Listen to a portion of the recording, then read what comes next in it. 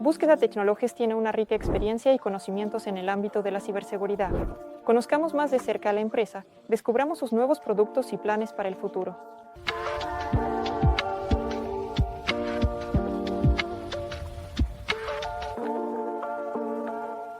Búsqueda Tecnologías es una empresa con más de 20 años. La empresa desarrolla productos y servicios en el área de ciberseguridad. Somos públicos desde 2021 y estamos bajo sanciones desde 2021. En nuestro portafolio de productos hay más de 20 productos y constantemente aparecen nuevos. Probablemente hoy hablemos de uno. He estado trabajando desde febrero de 2017, unos 7.5 años. En los últimos 2 años, en los eventos de la industria de tecnologías positivas, hemos escuchado con frecuencia de la empresa sobre sus planes para el desarrollo de la línea de productos. Y una de las importantes novedades que se han anunciado es el NGPV de tecnologías positivas, un firewall de nueva generación, del cual hoy hablaremos en detalle. Me gustaría comenzar nuestra conversación con su relato sobre qué es un firewall de nueva generación. ¿En qué se diferencia de los firewalls convencionales y qué tareas realiza? Sí, de hecho, la clase de productos Next Generation Firewall se formó en 2012, si no me falla la memoria. Es decir, es una clase de productos que no es tan nueva. Pero ¿cuál es el sentido? El sentido es que los firewalls históricos son capaces de filtrar a nivel. Entidades como las direcciones IP y los puertos son cosas técnicas que fueron relevantes a principios de los años 90. Y luego, con el desarrollo de Internet, sucedió que prácticamente todas las aplicaciones, sitios web, etc., funcionan a través del mismo puerto, y las direcciones IP cambian dependiendo de quién se conectó a qué enchufe y cómo está configurada la red. Y resulta que, en general, en cualquier red corporativa que sea mínimamente compleja, es prácticamente imposible utilizar un archivo común, es decir, no se puede permitir o prohibir algo a alguien. Porque si le prohíbes el puerto 443, a través del cual funciona todo, en esencia le estás apagando el Internet, y para poder gestionar el acceso de manera granular, es decir, prohibir una aplicación y permitir otra, se necesita un dispositivo más inteligente que, en esencia, pueda entender lo que realmente ocurre dentro de esos protocolos. Y la clase de productos Next Generation Firewall fue precisamente concebida para esto. Es decir, sumergirse más en el tráfico, entender en qué se diferencia una aplicación de otra. Y normalmente, cuando me preguntan, bueno, da un ejemplo, ¿qué es lo que realmente hace el NGF? Por ejemplo, hay chicas en recursos humanos que quieren entrar durante el día a un sitio de citas. Bueno, el NGF puede hacer eso. Es decir, se puede decir que entiende quiénes son las chicas de recursos humanos, porque comprende qué empleados hay en la empresa, es decir, se integra con los medios de autenticación. Y por otro lado, él entiende que es un sitio de citas, porque es una clase de aplicaciones. Puede ser tanto un sitio web como una aplicación móvil, y así sucesivamente. O bien, no sé, algún administrador podría estar viendo sitios para adultos, digamos. Es decir, estas son las cosas que puede hacer. Y paralelamente a esto, una funcionalidad adicional que ha aparecido precisamente en los firewalls de nueva generación es la funcionalidad de seguridad. Es decir, además de que puede delimitar el acceso, también detecta ataques, patrones, identifica en el tráfico, y así sucesivamente, y puede bloquearlos activamente. Bueno, esa es su tarea. Además de esto, dado que somos una empresa que cuenta con más de 20 productos en el área de ciberseguridad, normalmente basamos nuestra respuesta a los ataques en productos de clase de firewall de ingeniería. Es decir, si otros productos detectan un atacante en la red, se utiliza precisamente el firewall para bloquearlo y detenerlo con certeza, mientras que el resto de la red continúa funcionando. Y es precisamente por eso que realmente comenzamos a desarrollarlo, porque no podemos hacer lo que hacemos sin tener un buen producto en el que podamos confiar en nuestro ecosistema. Me imagino la solución de Next Generation Firewall como un complejo de software y hardware que se entrega al cliente final. ¿Podría contarme cómo resuelven el problema del hardware? ¿Lo producen ustedes mismos o lo compran a fabricantes externos? ¿Y qué función cumple en general el hardware en este producto? En realidad, esta es una pregunta para nosotros con asterisco, porque Tecnologías Positivas ha sido históricamente un productor de software. Es decir, para nosotros el hardware es un área bastante nueva. Además, en la situación actual, les diré en secreto, muy pocos en Rusia lo fabrican en general. Es decir, eso es en gran medida. De todos modos, hay algunas soluciones de diseño de China que se compraron en planos, y de alguna manera están localizadas en mayor o menor medida, es decir, alguien hace la mayor parte aquí y alguien hace la menor. Pero lo más complicado en todo este sistema es precisamente la logística de estos componentes, el ensamblaje, la obtención de todos los documentos correctos, y así sucesivamente. Es decir, es un área en la que se necesitaba años para adquirir experiencia. En realidad, estamos atravesando este camino con dificultad, pero parece que lo estamos logrando. Es decir, estamos entrando en todos los registros necesarios. Estamos creando nuestro hardware. Las redes son bastante de alto rendimiento, con gran velocidad, y hacer esto sin estar seguros de que el hardware se dedicará completamente a este firewall significa, en esencia, privarse de Internet en ciertos momentos. Es decir, si de repente aumenta la carga o hay mucho tráfico, cualquier paquete perdido es la sesión de alguien en Internet. De hecho, los requisitos para este tipo de productos son, por un lado, un rendimiento muy alto, redes rápidas, y por otro lado, también la tolerancia a fallos. Es decir, cualquier problema es visible de inmediato para todos. Un buen firewall de nueva generación, generalmente, los clientes ni siquiera saben que existe. Es decir, aquellos que simplemente están sentados, trabajando en la computadora, no notan su presencia. Ese es el ideal. Cuando usted sabe de él, eso ya indica que algo no va bien, porque, en realidad, solo se ha accedido a algún sitio prohibido, algo por el estilo. En ese momento usted sabe que existe, y por eso, para garantizar la resistencia y el rendimiento, generalmente se hace en forma de hardware, porque en él se puede garantizar con precisión que no habrá recursos. Si se utilizan otras tareas, definitivamente podrá manejar esta carga de trabajo con el nivel de rendimiento adecuado y tendrá la resiliencia necesaria. Con todo esto, hemos hecho una apuesta, es decir, históricamente desde 2012. En 2012, las tecnologías informáticas eran tales que, para procesar las velocidades de las redes, era necesario desarrollar hardware especializado. Es decir, hacer procesadores especiales que solo procesen tráfico de red, que estén diseñados específicamente para eso, y así sucesivamente. Y precisamente por esta razón, en todo el mundo, literalmente unas pocas empresas han hecho estos productos muy bien. Porque, por un lado, es complicado, y por otro lado, para que la economía funcione, se necesitan volúmenes de suministro muy grandes, para todo el mundo. Y precisamente por eso no hay buenos productos locales en Rusia. Bueno, ¿por qué? Son costos muy altos para un mercado tan pequeño como el de Rusia, donde representan el 2% de lo internacional aproximadamente. Pero, las tecnologías están avanzando, y en principio, los procesadores modernos, como los comunes de Intel y AMD que se venden en tiendas normales, han dado un gran paso adelante. En el momento en que volvimos a abordar esta tarea, se descubrió que en computadoras comunes, en procesadores comunes, se puede hacer lo mismo que en 2012 no era posible, y apostamos por lo que se podría llamar hardware commodity, es decir, aquel que se puede comprar en cualquier lugar. ¿Para qué? Bueno, no se trata de reinventar la rueda, las dificultades, y más ahora en las realidades modernas, eso es prácticamente imposible. Es decir, si quisiéramos hacer un procesador especializado, eso tomaría años porque habría que idear el esquema y encargarlo en algún lugar. China no está muy dispuesta a colaborar y no produce masivamente esos productos y que muchas empresas que hacen pedidos se enfrentan a una gran cantidad de problemas. Aquí, elegimos el servidor más típico que se vende en cualquier lugar, y entendimos que este camino será el más correcto, y ya. Para hacer que este servidor sea verdaderamente ruso, es decir, para localizar la producción, traemos estos componentes aquí, algunos los fabricamos en la medida en que esto hace que nuestra producción sea realmente rusa. Es decir, la propia esquemática es nuestra y la base de componentes ha sido traída, por decirlo de alguna manera, de donde pudimos encargarla para que llegara a nosotros. Esta línea, por lo tanto, consiste en pequeñas cajas, así, que se pueden colocar en una mesa o colgar en algún lugar alto, no sé, en una gasolinera o en una tienda. Y está dirigida, en primer lugar, a tales. Las pequeñas oficinas, es decir, como mencioné, son estaciones de servicio, tiendas y cosas así, que procesan un poco de tráfico, pero son compactas, sin ventilador, no hacen ruido, etc. Y esta cosa está completamente diseñada por nosotros. Y se fabrica en fábricas rusas, es completamente un producto nacional. También hay servidores grandes y de alto rendimiento que están localizados en Rusia, pero son de una línea diferente. Todos ellos se instalan como equipos completos, al igual que cualquier otro.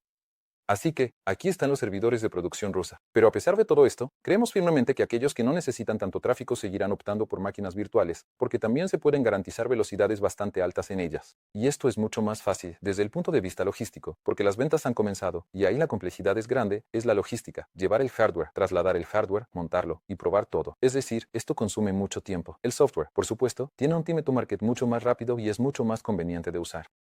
Y las máquinas virtuales significa que se procesan en los servidores que están en su lugar, pero no en el cliente. No, se procesa en el cliente, simplemente en las mismas máquinas virtuales del cliente puede estar funcionando algo más, algún otro software. Es decir, tienen un montón de cajas, tienen máquinas que están, digamos, zonificadas, que se pueden instalar, entre otras cosas, en el firewall de generación. Bueno, es decir, si hablamos de una carga súper alta, es posible que en los picos pierda algo, por lo que cuando escribimos las especificaciones, decimos que hasta cierto tráfico funcionará de esta manera. Pero, a este nivel garantizamos.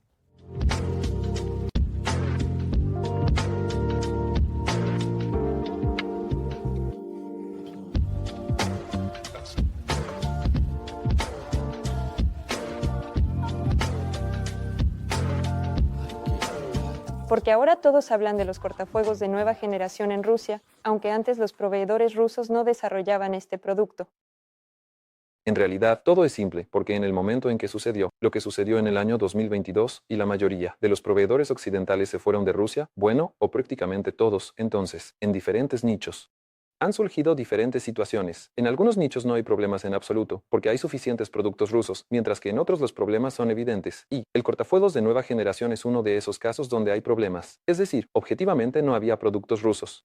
¿Y por qué no lo sabía? Porque, en términos generales, son inversiones muy grandes y era muy difícil recuperarlas en la escala del mercado ruso. Es decir, para hacer un producto comparable en calidad con los occidentales utilizando tecnología de 2012, era necesario dedicarse a la producción de hardware propio, y en Rusia no se hacía esto. Por lo tanto, se hacían productos muy nichos, que no sé, para tráfico súper pequeño, pero súper confiable, por ejemplo, certificados en todas las posibles categorías. Y si hay algún lugar donde circula tráfico, no se puede hacer nada con él. Así que esos productos rusos no estaban adaptados para nada más, serán los únicos que existían en Rusia. Por eso, cuando alguien en Rusia dice que no ha estado trabajando en esto durante 10 años, generalmente se refiere a que hace mucho tiempo hicieron algo para resolver una tarea específica, pero en la forma en que se utilizan los cortafuegos en Occidente, esos productos no existían en Rusia. Y, por lo tanto, ¿por qué ahora todos han comenzado a hablar de esto? Porque al mirar el mapa de tecnologías que faltan, ese era el tema más doloroso. Además, en esencia, no se puede implementar un producto en desarrollo. En muchas áreas, se optó por el camino de vamos a implementarlo y luego lo mejoramos, etc. Pero si un producto está en un lado y trata de detectar ataques, eso es aceptable porque no interfiere con el trabajo principal. Pero específicamente para un cortafuegos civil, en esencia, es un cortafuegos para el tráfico de Internet. No funciona bien, y si no hay Internet, eso detiene el negocio, y por eso es imposible utilizar un producto que no esté listo o que no sea bueno. Precisamente por eso, en la situación en la que todos se dieron cuenta del problema, comenzaron a preguntar qué íbamos a hacer, porque no estaba claro y al mismo tiempo, muchos aún tenían la esperanza de que tal vez los proveedores de China comenzaran a traernos algo. Pero todos los proveedores de China que han hecho productos mínimamente funcionales temen las sanciones secundarias, porque están tratando de competir en los mismos mercados que los proveedores occidentales por un mercado del 2%. Los rusos claramente no se atrevieron a suministrar esto aquí de manera masiva. Por lo tanto, nos quedamos cara a cara con lo que tenemos. Y así, cada uno intenta heroicamente resolver el problema que se ha presentado. ¿Y pueden ustedes evaluar qué soluciones de cortafuegos de nueva generación están utilizando principalmente las empresas en Rusia en este momento? Incluso hemos realizado encuestas, las llevamos a cabo constantemente, investigamos este tema, etc. Y de lo curioso, creo que el 30% dijo honestamente que siguen pirateando productos occidentales. Es decir, claramente, es un esquema arriesgado, pero ellos no entienden en absoluto qué hacer en la situación actual, por lo que están condenados y dicen, bueno, sí, así es. En consecuencia, son aquellos que lo admiten. Por lo general, sabemos que cuando un tema no es muy popular, aproximadamente la mitad habla con honestidad y la otra mitad no. Es decir, según nuestra modesta estimación, alrededor del 70% del mercado sigue utilizando lo que ya tenían antes, simplemente prolongándolo y haciéndolo funcionar de diferentes maneras indirectas. Hay segmentos del mercado donde el tráfico no es muy alto. En términos generales, se trata de pequeñas organizaciones gubernamentales o algo relacionado, y, en principio, las soluciones disponibles en el mercado ruso son adecuadas para ellos, ya que, en general, antes también les servían, es decir, en lugares donde hay poco tráfico y donde se necesita mantener todo completamente en secreto, y ellos, en principio, utilizan de una forma u otra productos rusos de otros proveedores, y también nos están considerando a nosotros, y a grandes rasgos, hay una empresa israelí llamada Checkpoint que siguen trabajando en Rusia, pero cada vez surgen diferentes rumores, como que Israel les prohibirá vender en Rusia o que ellos mismos se irán. Ahora permanecen o que ahora trabajarán en Bielorrusia o de alguna otra manera. Sin embargo, si todavía existen y de alguna manera venden y extienden soluciones, hay alguna parte del mercado que depende de ellos. Según nuestras conversaciones con los clientes, tan pronto como surja una alternativa digna, todos están listos para cambiar a lo ruso, siempre que no degrade demasiado su infraestructura. Y cómo entraron los proveedores extranjeros al mercado ruso y cómo se mantienen estas soluciones con los clientes rusos ahora. Cuando se fueron, simplemente un día dejaron de funcionar y de actualizarse. Y, según varios rumores, si el cliente no desactivaba la actualización desde Internet, esta cosa podría incluso briquearse, es decir, dejar de funcionar por completo. Hay que decir que se debe reconocer a los representantes de las oficinas rusas. Muchos clientes, a través de conexiones personales, advirtieron sobre la existencia de tal problema, y los clientes desactivaron las actualizaciones automáticas, los dispositivos continuaron funcionando, pero sin actualizaciones, y sin actualizaciones, tales soluciones no son muy es relevante porque su actualización es, probablemente, una de las más valiosas que tienen, porque, bueno, las amenazas surgen constantemente, siempre es necesario estar al día. Así es como funciona ahora. Actualmente, algunas empresas, como las que actúan como intermediarias, ofrecen servicios de soporte, desde países que aún pueden comprar estas soluciones. Y muchos clientes utilizan estos servicios, simplemente no teniendo otra opción que renovarlos. Y, por lo tanto, Checkpoint todavía opera en Rusia. La única salvedad es que no trabaja con empresas sancionadas, sobre las cuales tenemos Ya hay bastante, por lo que aquellos que están bajo sanciones enfrentan dificultades, pero también de alguna manera resuelven sus problemas. Es decir, no nos sumergimos muy profundamente en el aspecto legal de la cuestión, para nosotros es mucho más importante el aspecto técnico. Y la parte técnica radica más en que a través de una actualización, bueno, naturalmente, puede llegar una actualización que no sea del todo legítima, eso representa riesgos. Todos lo entienden, pero al no tener alternativas, continúan haciéndolo. En el último año, hemos escuchado sobre más de una e incluso más de dos soluciones rusas de cortafuegos de nueva generación. ¿Podría contarnos por qué decidieron entrar en este mercado? Bueno, la principal diferencia entre los proveedores y los cortafuegos de nueva generación es cuán bien está hecha la tecnología básica. Porque, en términos simples, hay un sistema operativo estándar Linux que utiliza todo el mundo, y en principio, si se configura correctamente, puede ser un cortafuegos de nueva generación, además de algún producto de código abierto que se puede descargar de Internet.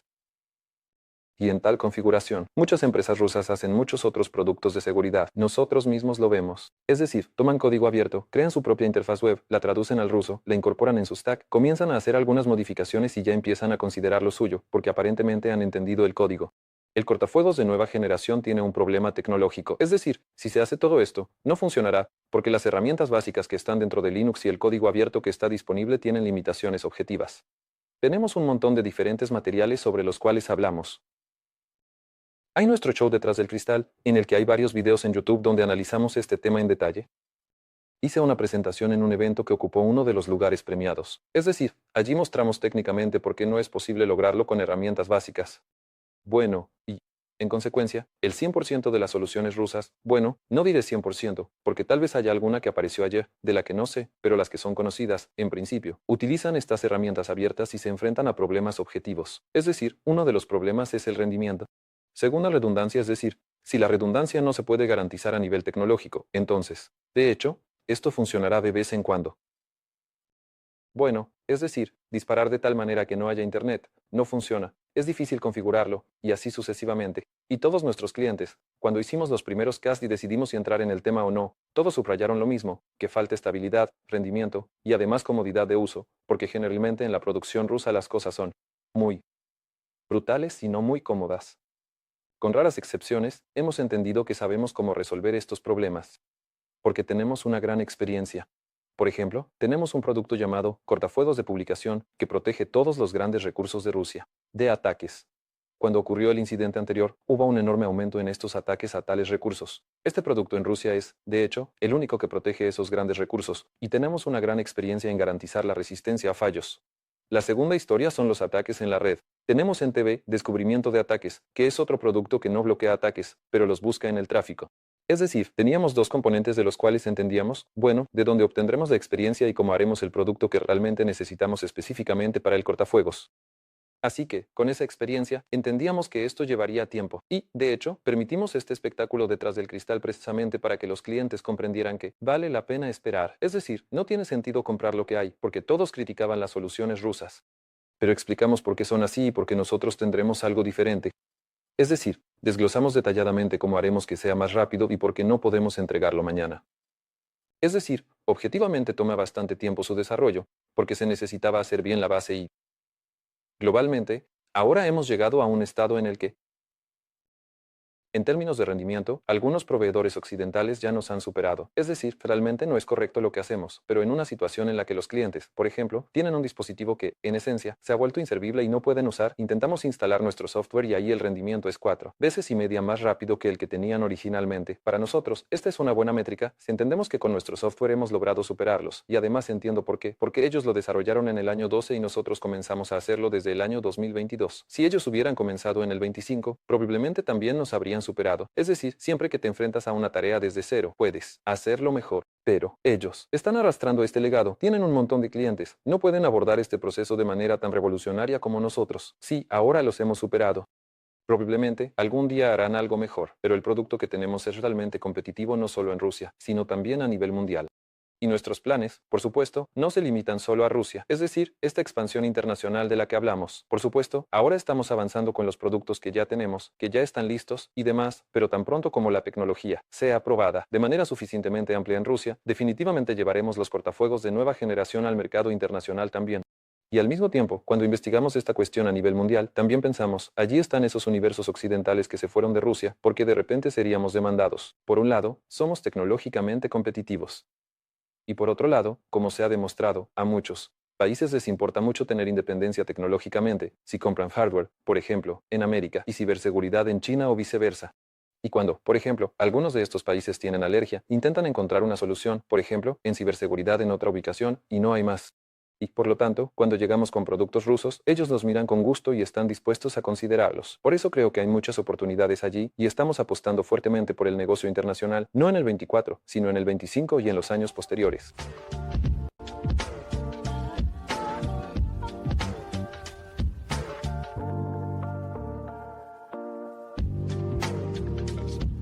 Ahora hablemos sobre las perspectivas del mercado de NGFW en Rusia. ¿Cuánto estiman actualmente que vale este mercado en términos monetarios y qué participación está dispuesta y busca ocupar la empresa Positive Technologies en el mercado? De hecho, probablemente esta sea la pregunta más polémica de todo nuestro, por así decirlo, mundo de NGFW, porque todas las empresas evalúan este mercado de manera completamente diferente. Hay diferentes enfoques sobre cómo calcular. Se puede calcular el volumen del mercado que tenían los competidores occidentales antes de que se retiraran de Rusia. Se puede considerar algún porcentaje del mercado internacional, se puede hacer de otra manera. Pero también hay que tener en cuenta el hecho de que desde 2012, paso a paso, toda la infraestructura en el país ha estado adquiriendo estos Next Generation Firewalls, que ahora necesitan ser reemplazados. Es decir, por un lado, hay un resultado acumulativo de lo que actualmente necesita ser reemplazado, y por otro lado, está el simple crecimiento natural que ha ocurrido. Y en general, ¿cuál es la lógica en principio? En cualquier infraestructura, en cualquier empresa, no sé, en una empresa muy rara y pequeña, no existe. Es decir, normalmente sí existe. Puede ser físicamente un dispositivo de hardware, una máquina virtual o un servicio adquirido de un proveedor. Es decir, de una forma u otra, en Exonate un firewall hay cualquier empresa que, en principio, está operando. Es decir, en principio, se puede estimar desde arriba por la cantidad de clientes. Probablemente se trate de la cantidad de personas jurídicas o algo cercano a ello. A pesar de todo, cuando observamos el crecimiento del mercado, para el año 22 obtuvimos aproximadamente 30.000 millones en nuevas adquisiciones, más o menos, y para el año 23 ya sería un 40% más, y así sucesivamente. Pero al mismo tiempo, todo lo que se había acumulado hasta ese momento también nos mostraba casi 100. En total, estimamos que nuestro mercado debería estar entre 100 y 120.000 millones para el 2024. Esto es, si se cumple la orden del presidente, que ha sido emitida, que obliga a las empresas a adoptar todo lo ruso, especialmente en el ámbito de la ciberseguridad, para el 1 de enero de 2025.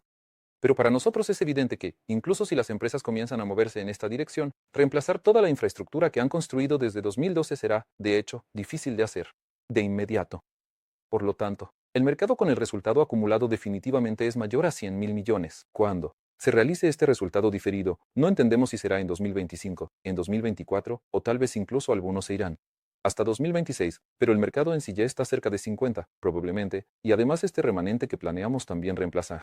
Por lo tanto, nuestros planes para este mercado son del 50%, es decir, creemos en nosotros mismos. De hecho, cuando comenzamos a desarrollarlo, realmente queríamos asociarnos con alguien y pensábamos que no tendríamos que hacerlo nosotros. Como mencioné, para todo nuestro ecosistema, es importante que un producto así exista en principio.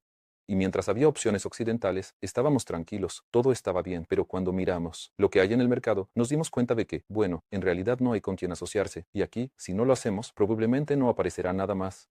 Aquí, en consecuencia, nuestros primeros pilotos de ventas comerciales dicen que, en principio, no nos hemos equivocado, es decir, realmente, en altas cargas, en sistemas tolerantes a fallos, nos estamos desempeñando bien, a diferencia de lo que, bueno, como que vemos en este momento. Por lo tanto, ¿cuáles son nuestros planes? El 50% más del mercado aquí creemos que las empresas ahora comenzarán a reemplazar y realizar estos proyectos, pero lo más probable es que su ola principal ocurra en los años 2025 a 2026.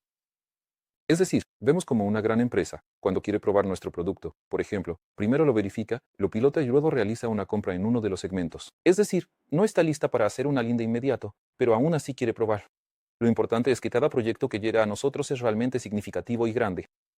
Es decir, no hay proyectos pequeños allí, todos son muy grandes, por lo que no podemos ni siquiera aproximarnos a decir cuál será el volumen, porque puede que supere un poco en un año, y ya entonces caerá en el año siguiente. Pero el próximo año se ve para nosotros realmente muy amplio, muy grande, y en el plan de que un gran proyecto que se ha comenzado ahora, se llevará a cabo allí. Por lo tanto, repito, el mercado de 100.000 millones está más cerca de 150, y planeamos ocupar el 50% de ese mercado. ¿Cuáles son sus planes de ventas para 2024, 2025 y los años siguientes? ¿Qué participación podría tener el producto Positive Technologies NGFW en sus ventas? Bueno, no tenemos competencia entre los productos dentro de nuestro portafolio. Es decir, si dijera que queremos ocupar un cierto lugar en relación con otros productos sería incluso un poco incorrecto respecto a ellos. Pero este año, probablemente, nuestro producto insignia seguirá siendo el mismo que fue. Es decir, es poco probable que desde el primer año se logren ventas que nos coloquen en primer lugar. Pero, personalmente puedo decir que el próximo año seremos el producto más vendido de Positive Technologies, simplemente porque el mercado en sí es mucho más accesible que el de todos los demás productos.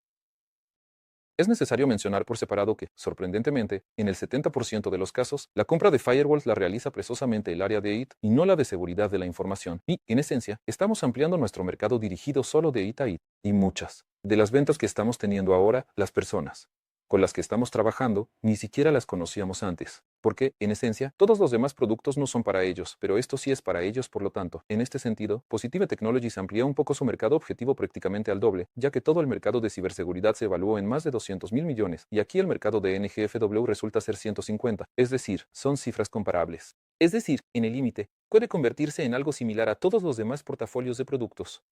Usted mencionó que los clientes enfrentan dificultades para realizar un cambio rápido de soluciones de hardware y software. ¿Podría decirme cuánto tiempo en promedio les toma a los clientes hacer la transición a un producto de tecnologías de búsqueda con NGFW? Bueno, entendemos que para nosotros este es el escenario más frecuente, cuando reemplazamos algún otro producto, por lo que, naturalmente, nos preparamos para este caso. Es decir, tenemos scripts especiales que permiten transferir la configuración de un producto a otro. Para que, por ejemplo, se entienda por qué no es tan simple, tomemos algún producto americano, ¿cuáles podrían ser algunos ejemplos de servicios? Allí estará Tinder, pero en Rusia no debería estar, porque aquí no está. Debemos tener unos Evitrix, y allí definitivamente no está. Y resulta que no se puede tomar y trasladar la configuración de este producto tal cual, incluso si realmente lo deseamos. Y resulta que cada vez que se migra de un producto a otro, eso es un proyecto en sí mismo, porque hay un inicio. Aquí, por otro lado, todo lo que se puede hacer automáticamente, lo hacemos. Por lo tanto, depende mucho de cuánta vida haya alrededor del producto en el cliente. Es decir, tenemos algunos productos alrededor de los cuales ha surgido todo un mundo. Hay dos empresas que establecen las reglas para el producto, un montón de personas que lo mantienen, alrededor de 30, y así sucesivamente. Y algunos pueden mudarse incluso en 6 meses, los traslados más rápidos ocurren en unas pocas semanas. Bueno, así es como varía. Es decir, dependiendo de la magnitud del proyecto, del cliente, de la disposición para trasladar la infraestructura, de la disponibilidad de ventanas tecnológicas. ¿Por qué? Bueno, es una red activa. No se puede simplemente apagar todo y cambiar el hardware. Hay que hacerlo por la noche, en algún tiempo libre de trabajo. Así que, bueno, puede llevar de unas semanas a medio año. ¿Podría contarme cómo se ve la venta de un producto basado en tecnología con NGFW a un cliente? ¿Venden alguna licencia individual o venden un conjunto de licencias, un conjunto de hardware? Bueno, en realidad, el negocio en Rusia está estructurado de manera muy específica, ¿verdad? Es decir, cuando comenzamos a desarrollar el producto, nos dimos cuenta de que tendríamos una cantidad limitada de clientes que comprarían una o dos unidades. Simplemente debido a que todos tienen una estructura filial, hay muchas MNC, por lo que tenemos un sistema de gestión que tiene una propiedad jerárquica. Es decir, funciona como un gestor de varias cajas o máquinas virtuales, pero al mismo tiempo puede gestionar una gran estructura de sucursales distribuidas. En cada una de las sucursales puede haber o bien personal de seguridad y de TI que gestionen, o no haber ninguno, y todo ser administrado desde el centro. Por lo tanto, resulta que para cada punto donde hay tráfico de Internet y se necesita un cable, se deben comprar al menos dos dispositivos, ya que esto es un clúster de alta disponibilidad. En cuanto a los firewalls, también hay un sistema de gestión que debe ser centralizado, puede estar distribuido en clústeres o de cualquier otra forma. Es decir, se necesitan licencias para el sistema de gestión, además, por cada punto de tráfico, al menos dos dispositivos, a veces más si hay mucho tráfico. En cuanto a los firewalls, así es como funciona. Y, por supuesto, si no son dispositivos físicos y son virtuales, en lugar de comprar hardware, se adquiere una licencia para la máquina virtual y eso es todo. Sí, por cierto, hubo una historia divertida sobre cómo salimos a la bolsa. Al final, salimos mediante un listado directo porque estábamos bajo sanciones. Y no entendíamos en absoluto cómo irían las negociaciones, porque durante mucho tiempo estuvimos impulsando el marketing, invirtiendo en contarles a los formadores de opinión para que ellos se lo contaran a las personas físicas, haciendo todo tipo de análisis, lo que sea que hicimos. Pero en el día en que realmente tuvimos la cotización, iniciamos estas operaciones y no entendíamos en absoluto qué iba a suceder. Y pensamos en cómo irá todo, es decir, si habrá alguien vendiendo algo, si el precio subirá o bajará, en general no se entiende nada. Y decidimos que, si vamos a morir, lo haremos con música. Ahora tomaremos algo y haremos una celebración para nosotros. Pedimos champán. Caviar negro, luego pensamos. Pensamos, pedimos más vodka, pan negro, bueno, si vamos hacia abajo, tomaremos vodka con pan negro, y si vamos hacia arriba, tomaremos champán. Y le pidieron a uno de los analistas conocidos, no vamos a revelar su nombre, que nos comentara las velas como un comentarista de fútbol. Y lo proyectaron en la pantalla grande, las velas estaban subiendo y bajando, y él nos comentaba, sí, mira, ahí están comprando de un lado a otro. Y como el primer día que salimos, no sabíamos qué solicitudes hacer. Tuvimos que llamar en Dropcare, tenemos un montón de videos graciosos de cuando llamamos. Oye, ¿hiciste la solicitud? No la hiciste. Ahí van y vienen, todos están gritando, esas velas suben. El comentarista comenta, bueno, al final, nuestro precio subió. Pues sí, de hecho, tomamos champán. Desde entonces, nuestras acciones han crecido más de 3 veces, por lo que Positive Technologies ha estado creciendo de manera muy activa y agresiva. Espero que inviertas en su firewall para que el próximo resultado sea aún mejor.